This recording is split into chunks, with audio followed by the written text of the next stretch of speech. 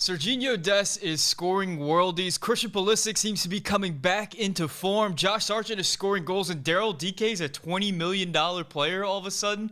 A lot has changed since our last list of the top 10 Americans right now, so it's time that we update it with a fresh list of the top 10 Americans based on form right now. What's up, guys? My name is Sam. Welcome to the Yank Report, the show where we talk about the U.S. men's national team, and if you're into that sort of thing, please hit that subscribe button and hit the like button too, so more people can find this video and enjoy some quality U.S. soccer discussion. So let's start out with number one, the most informed American right now, and in my opinion, that is the baguette man himself, Serginho Dest. Serginho Dest is doing whatever he wants on the soccer field right now. Coming off a game where he scored 2 goals for Barcelona, he goes into the U.S. men's national camp, starts a game at left back, and just absolutely dominates the Jamaican side. He showed off that incredible dribbling and the flair that he's known for. He just plays with so much confidence and just dirties people right and left, but to top it off, he scored an absolute worldie in that game. And it's not just about what Dest is doing in an American uniform. For Barcelona, he's been shining as well. Coming off that PSG game where Kylian Mbappe kind of ran wild against them, he really bounced back after that and put together a run in form that's been really impressive. Dest right now in this moment is number one on my list for the most informed American players right now. At number 2, and it gives me a lot of joy to say this, is the golden boy from Hershey, Pennsylvania, Christian Pulisic. Now, Pulisic has been in the doghouse, down in form for a number of, let's say, months. He hasn't played a lot for Chelsea in a while, but recently he's starting to kind of come back into form. He had some good games before the international break. He goes into the international break and puts together 2 solid performances for the U.S. men's national team, caps that off with a goal against Northern Ireland, and then comes back right into Chelsea, gets a start, gets a goal in the game. At his peak, Christian Pulisic is the most dominant U.S. men's national team attacking player that's ever lived. I'll give him that top billing. If he gets back to his peak where he was running over Liverpool and dirtying Manchester City, then he'll be number 1 on this list. But for now, as he's kind of getting back into it, he's number 2 behind Serginho. At number 3 is the Texan playing in Italy right now, Weston McKennie. Now, when we did this list last time, McKennie was number 1. Now, he was in incredible form at that time and having pretty much the stretch of his life where he had that incredible Champions League goal against Barcelona and was just a fixture in Juventus's lineup. Since then, he's picked up some knocks and hasn't quite been as integral as he was for Juventus, but that's not to take much away from McKennie. He's still been absolutely fantastic this season, putting together probably the best season an American's ever had in Italy, and he's still going to be an incredibly important part of Greg Berhalter's U.S. men's national team side for the next, let's say, 10 years or so. At number 4 is the American defensive midfielder that just does not get enough credit for the job that he does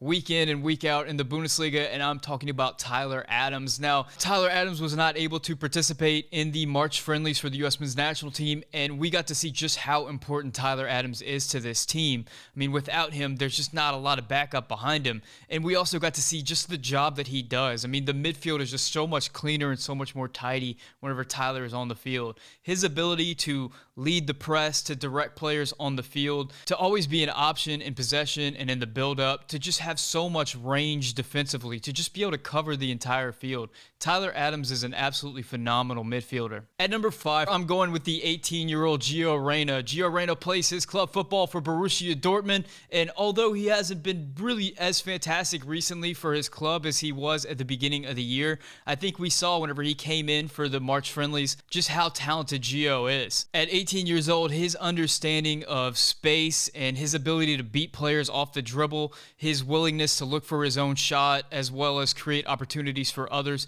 he's just a fantastic player that can do so many different things. At 18 years old, he is such a special player, and that's why he is the number 5 player on our list. At number 6, it is probably the most important player for the U.S. men's national team, and that is John Brooks. And I think we saw just how important he was in that Northern Ireland friendly.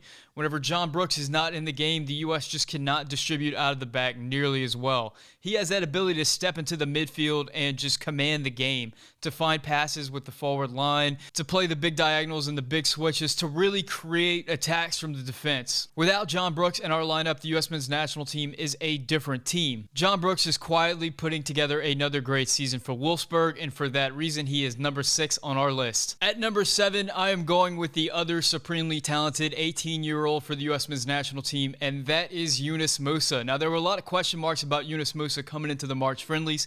He hasn't been in great form for Valencia. However, whenever he arrived for the U.S. men's national team, he put together two fantastic performances in the midfield. Musah's ability to break the press, to carry the ball upfield, to gobble up loose balls in the midfield are all absolutely fantastic. But I think it's his decision making, both on and off the ball, are the things that are so impressive. For a guy at only 18 years old to be so aware of the game and the players around him and just the being able to make the best decision at the right time is really what sets Yunus Musah apart and is why he's such a special player at only 18 years old. The last time we made our list, Yunus Musah was still deciding his international future. He has decided that he wants to represent the U.S. on the international level, and it is probably the best news the U.S. has received in the soccer world in 2021. Yunus is going to be a mainstay for the national team for years to come. At number 8 is probably the biggest mover on our list, and it is going to go to Josh Sargent, the striker for Werder Bremen. After years, we finally got to see Josh make his return to the national team, and I think it was everything everyone wanted it to be. His hold-up play was absolutely fantastic. His off-the-ball movement was great. His ability to combine with that front three was absolutely fantastic. The Pulisic, Sargent, Reyna front three was dangerous. Josh is a player that has grown week over week for his club team. He is playing with so much confidence right now.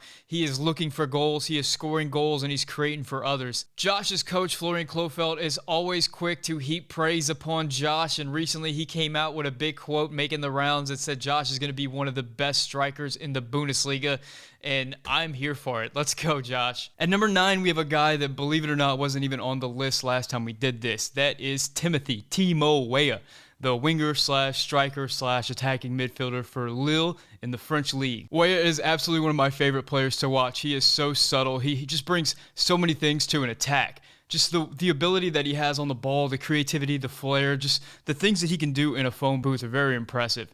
He can both finish and create chances for others, and we see that all the time for Lille. You know, Weah's story is a great one. He's a player that faced some tremendous injuries, had to sit out for a couple of seasons, and then, you know, slowly came back into this Lille side, a Lille side that is number 1 in Ligue 1 right now in France, and has just slowly but surely worked his way back into the side with goal contributions, with assists, with just... Every time you watch him, he makes 1 or 2 little plays per game that really just impacts the game on a whole and are just so impressive to see. Now it's time for number 10, and before I reveal my number 10, there are a few guys very much in contention for this spot that could easily be number 10. Chris Richards secured that loan move to Hoffenheim and has been a fantastic contributor for them ever since, showing off his fantastic ability with the ball and just all the potential that we've heard so much about. Anthony Robinson is a player that really started off the season really well for Fulham and has kind of seen his form and his minutes kind of, you know, go up and down throughout the season. Same thing with Matthew Hoppe. Now, Daryl Dike is a very interesting case. He got that loan out to the championship and has been absolutely fantastic. And U.S. soccer is all abuzz about Daryl Dike's future. A reported possible $20 million bid from a Champions League team. I don't know what's going on there, but unfortunately, Dike is not my number 10. I'm giving it to Brendan Aronson. Coming into the March friendlies, Aronson wasn't really a big hyped player that everybody wanted to see, but when he hit the field as a super sub, he was absolutely fantastic in both games.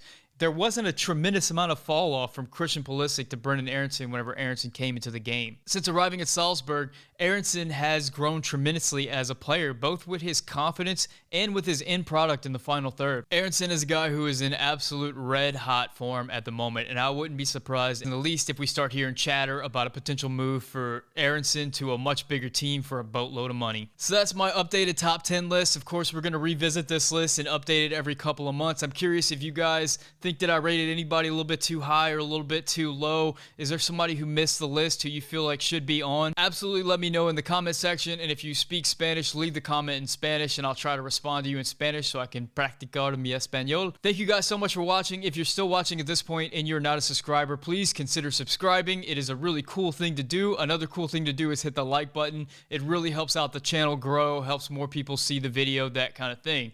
Thank you guys so much for watching. My name is Sam, and this is the Yank Report.